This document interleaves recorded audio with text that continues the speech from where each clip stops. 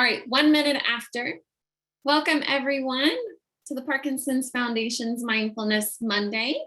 My name is Crista Ellis. For those of you who I haven't met yet, welcome, welcome, welcome. And sincere gratitude for those of you who continue to show up for your mindfulness journey.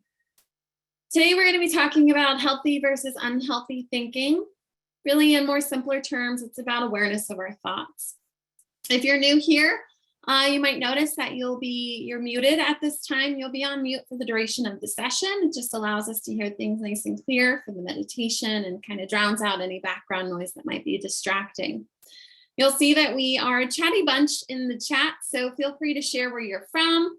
If you have any questions, if you're living with Parkinson's or caring for someone with Parkinson's, anything you'd like to share about yourself, feel free to share it in the chat. You can do it privately to me if you're a little bit shy, or you can do it to everyone in the group. Our next live session will be with Dr. Rush, and she's going to be talking about how to use mindfulness as a daily practice and moving beyond just Mondays and how we can start to develop a mindful practice every day. This Wellness Wednesday, we have our social engagement series. This one will be on nutrition. This is the first part of the nutrition social engagement series. In this retreat, we'll chat about Parkinson's disease and nutrition. I know it's a really popular topic right now in the field of Parkinson's disease. You'll learn how to prepare 3 simple, nutritious, and delicious recipes for breakfast, lunch, and dinner. There will be a nutritionist and a wellness consultant who will be leading you through a casual and fun workshop. There is a list of ingredients and instructions to prepare for this Wellness Wednesday. So if you're interested, Jennifer's going to drop a link into the chat to register and learn more. That link is parkinson.org/pdhealth if it gets lost in the chat. Good, and for all your Parkinson's needs or your loved one's needs, please don't hesitate to reach out to the Parkinson's Foundation.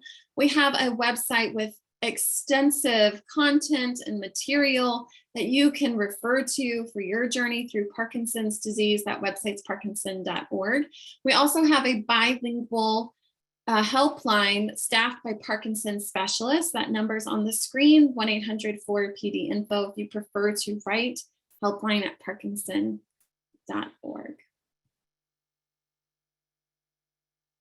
Good, so now I want to see what's going on in the chat. We got things going on here. Jennifer, can you confirm my sound is good? I see that someone's having a little bit of echo. Thumbs up if you guys can hear me okay. Okay, for a person who wrote me privately, I'm sorry that I'm echoing. Maybe change the way that you're hearing my audio. 7 p.m. Phil, I was right. I just didn't want to say it and be wrong. Welcome, everyone. Perfect. So today's topic is something I've actually been working with personally, and it's identifying unhealthy thinking patterns and trying to transition those unhealthy thinking patterns to more healthy thinking patterns. So thinking negatively is a common and basic human trait. It's even more common for us who are living with Parkinson's disease. We know that people with Parkinson's have a higher prevalence of experiencing depression and anxiety. So those negative thinking patterns are a lot more prevalent in our lives when we're living with Parkinson's. For, I would say, just basic human nature, the general public, overall, we actively look for problems so we can be ready for them. We like to prepare ourselves for something that might happen down the road that might not be a desirable experience. However, research shows us that this pattern of unhealthy thinking actually does the opposite of helping us. What it does is it encourages us to continue a negative thinking cycle versus coming out on a positive or a more neutral side.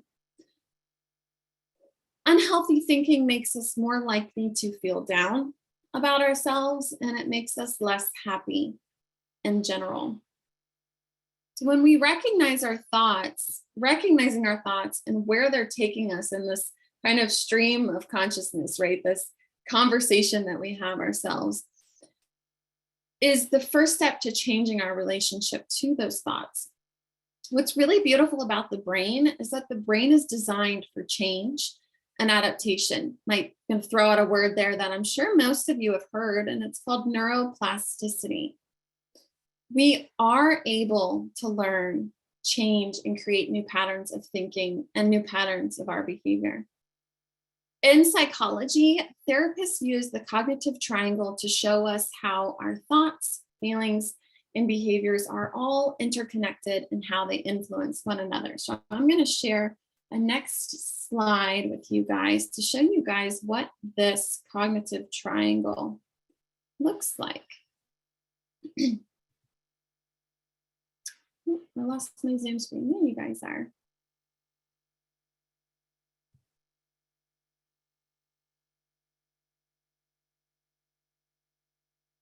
Okay, can you guys see the triangle? So we just, yep. Perfect.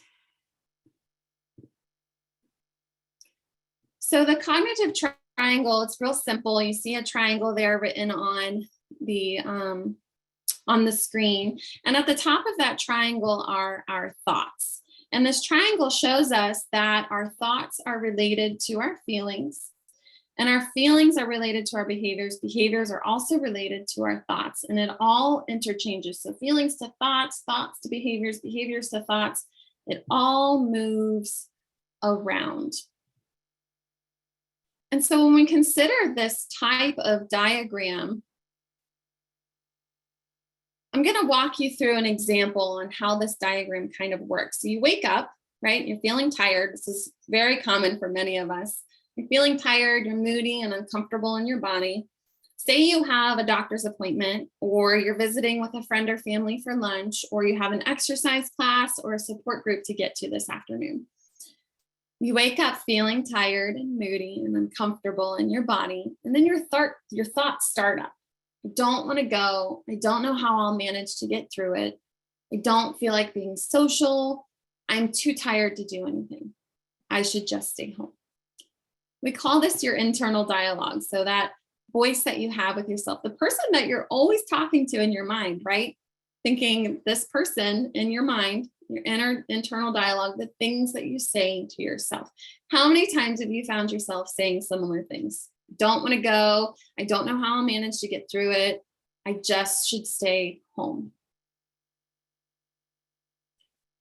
Then your thoughts start to become connected to your feelings. After you've spent your morning telling yourself how badly you don't want to do the thing you've committed to, you start to feel anxious about it. And for those of you living with Parkinson's disease, I know that you guys have experienced this before.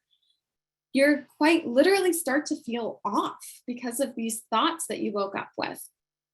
Overall, you're dreading the whole event. You start to feel bad about yourself. And the last thing you want to do is get up, get dressed, get ready, and go. Here comes the behavior. After you've spent all this time telling yourself all the bad things, then feeling all the bad things, you've gone back and forth and you've procrastinated any action to do the things you need to do, you finally make it out the door. Okay, so your morning was just dragging on. You come out of your house, you walk into your car, your posture is stooped over, your face is held with frustration or less excitement, your body's tense because you just don't want to be doing this thing that you told yourself you don't want to do. Your thoughts are running rampant and you're feeling as anxious as ever, even though you know that doctor's appointment, this family friend gathering, this exercise, or this meeting, support group, whatever it has for you will be good for you. You can't seem to muster up the confidence or excitement or preparedness you need to get there. Your mood is shot, you're exhausted, and you end up not enjoying yourself or gaining any insight or knowledge or strength, and end up just having a bad experience altogether. This is the pattern of the cognitive triangle. This unhealthy thinking process repeats itself over and over again, and then it manifests into your emotions and into your behaviors until we do something to interrupt it.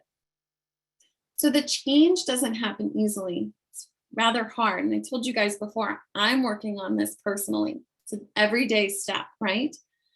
Our brains become accustomed to the way we have always done things. Okay, whether you're in your early 30s, late 30s, 40s, 50s, 60s, 70s, 80s, maybe coming close to 90.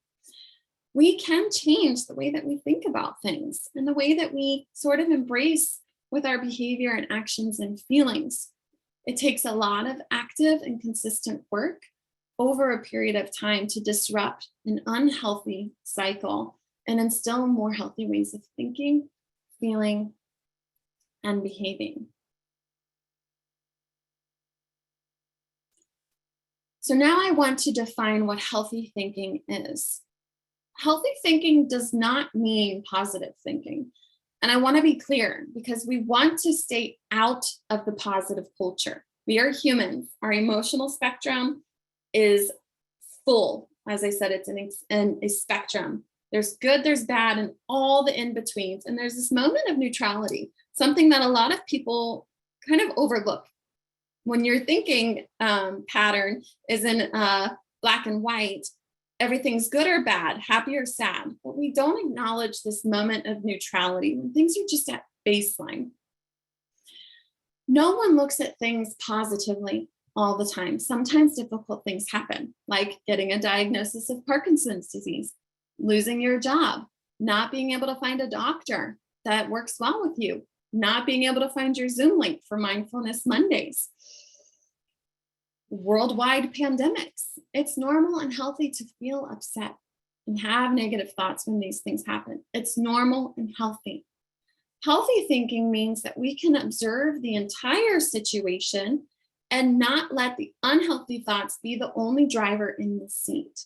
We can observe the positive, the negative, and all the in-betweens, the neutral parts, and be able to come to a conclusion.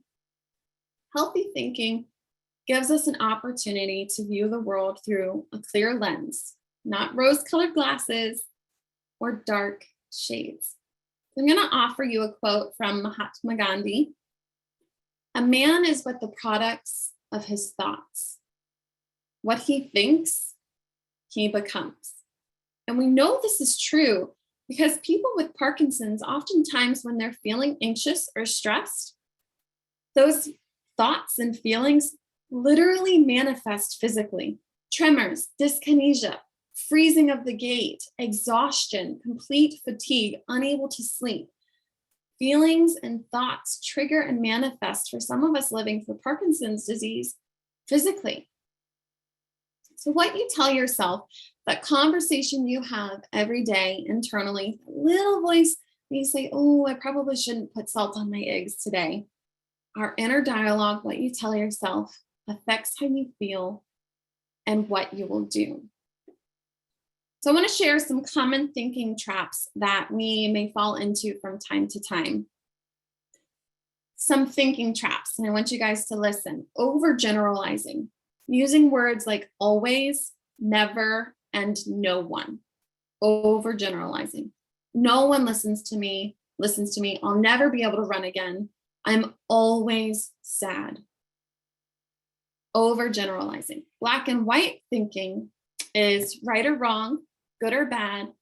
These people see small mistakes as a complete total failure.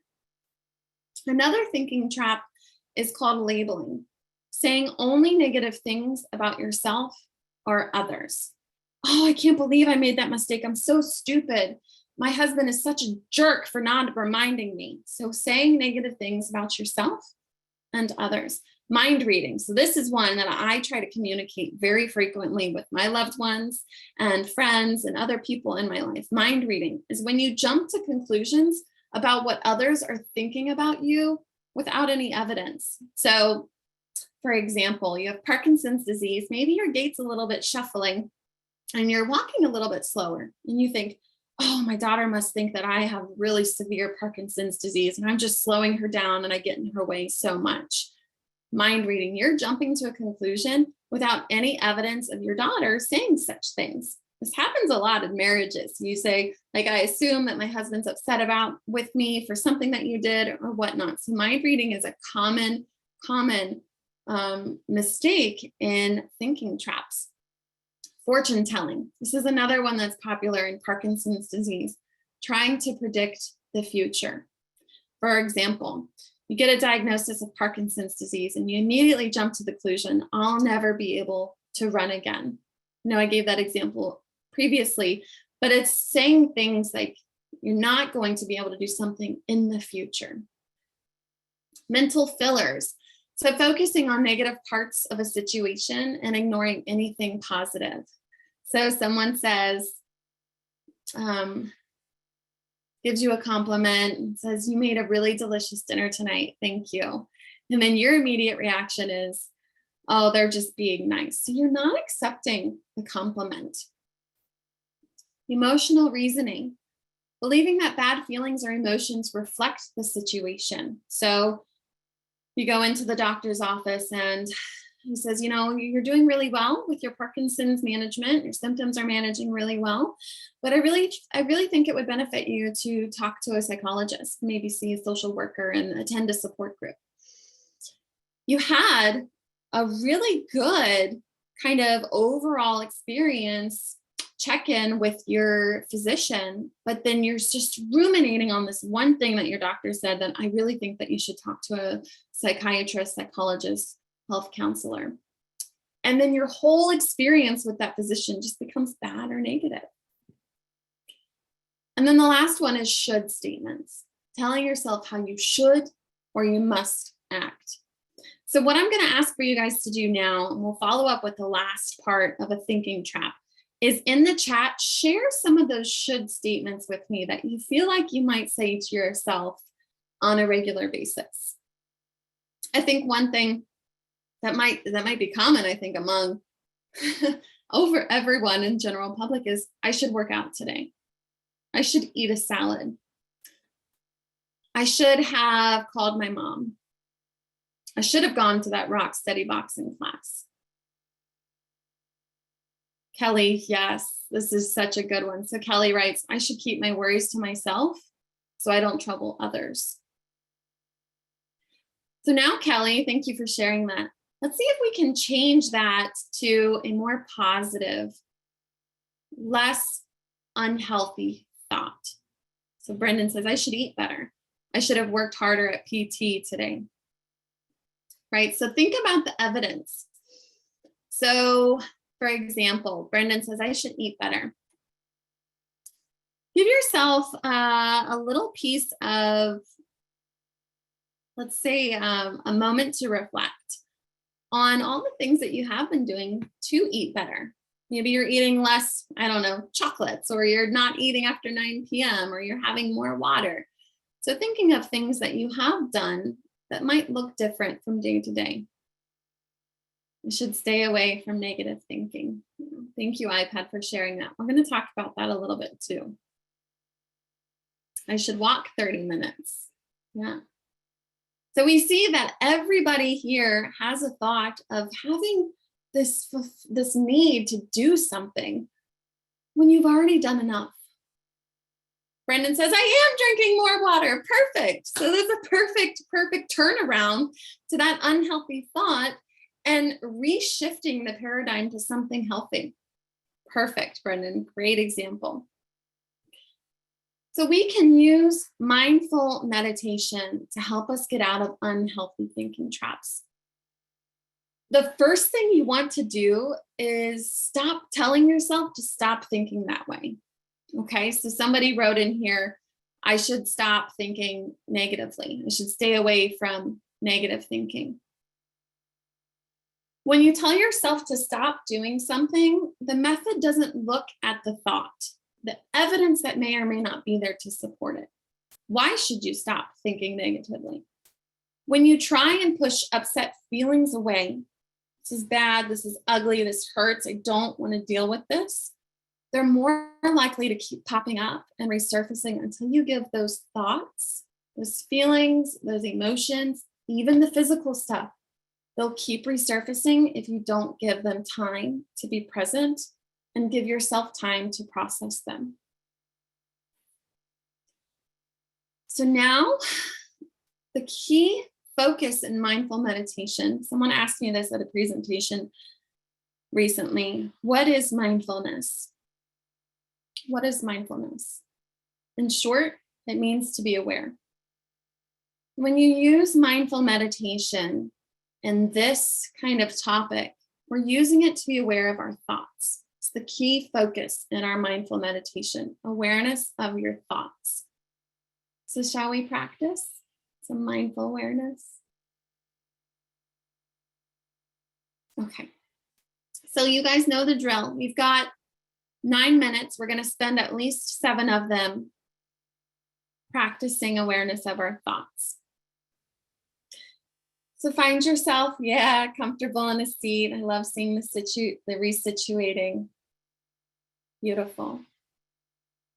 And then sit up as nice and tall as you can so that you kind of bring the heart forward a little bit. And then relax the shoulders down. Maybe move the jaw around a little bit. Just relax in the muscles of your face. And start to settle into feeling your body. And sitting and breathing or lying down. A deep breath in and a breath out.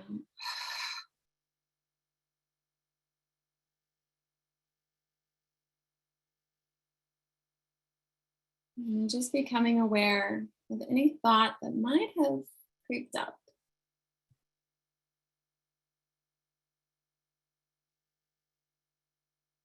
Anything that came to mind. Could even be the fact that your thought is, I'm not thinking of anything right now. And see if you can just become aware of that. Anything that voice you're hearing, just some awareness. And keep breathing in and breathing out.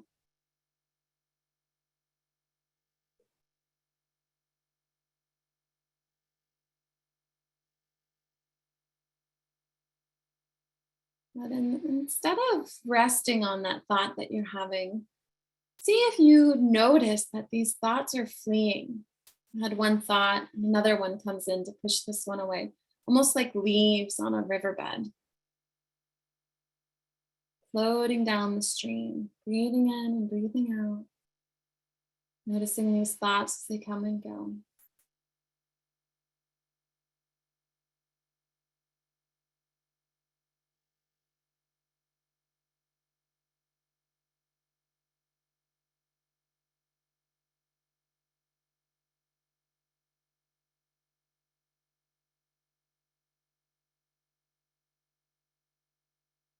When you give yourself a few moments just to notice all the activity in your mind, see if you can start to have a sweeter, more kind tone with yourself.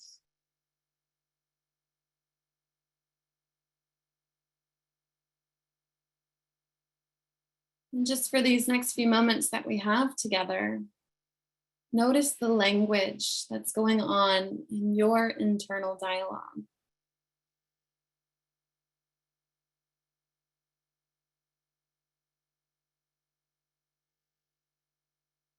And trying not to judge or make statements like you should. Or thinking about the future or the past. Just noticing that these thoughts seem to come and they go. And then another thought comes and goes.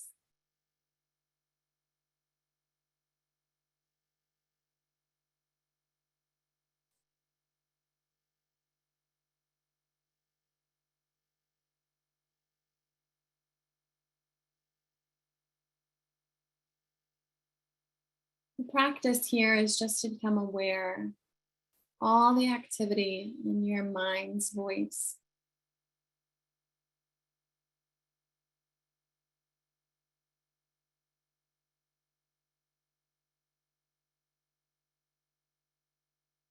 And the tool here is to use the breath in, inhaling to inflate the lungs and the chest, and a breath out to start to relax the body and the mind.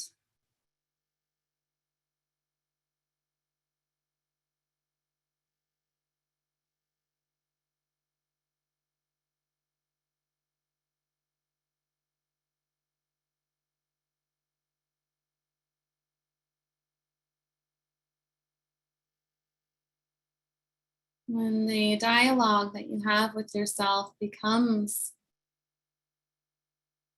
a pattern that may seem to be unhealthy or negative, you take a few moments to breathe, mindful pause. Notice these thoughts and see if you can shift the perspective.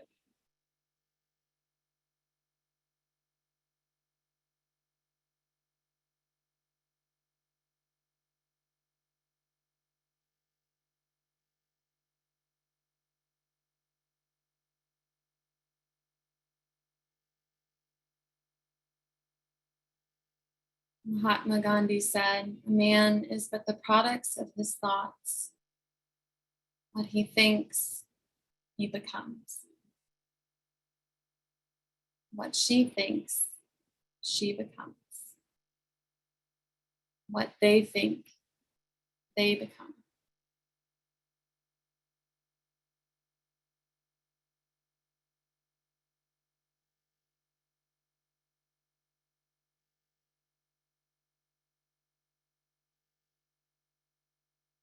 Now take the biggest breath into your body that you have yet today.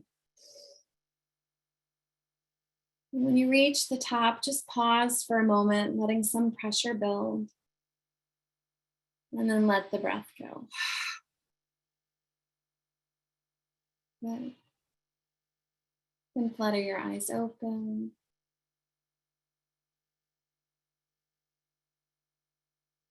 And just take some wiggles if you need to. Sip of water.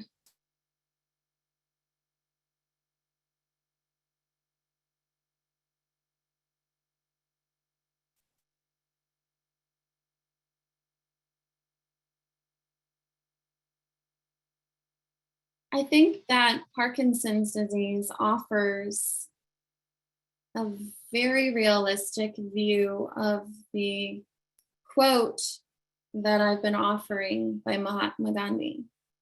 When we're thinking that we're stressed, or we're tired, or we're anxious, those thoughts quite literally become what's happening in the body, becomes you.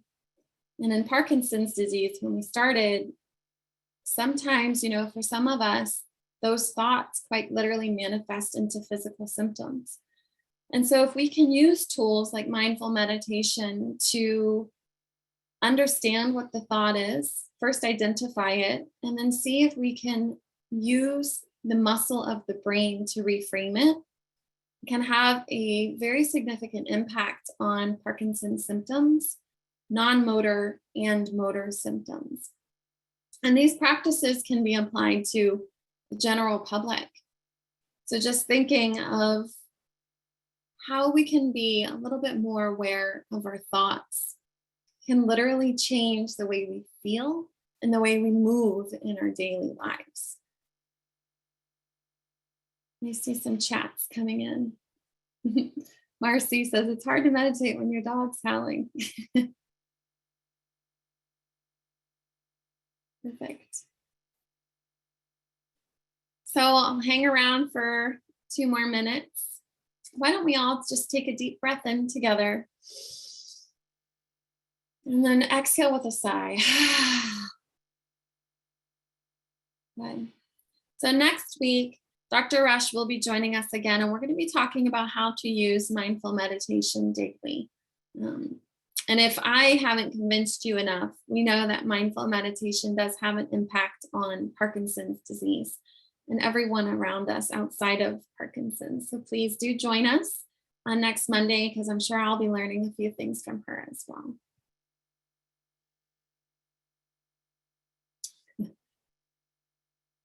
Thank you all. I'll see you next week.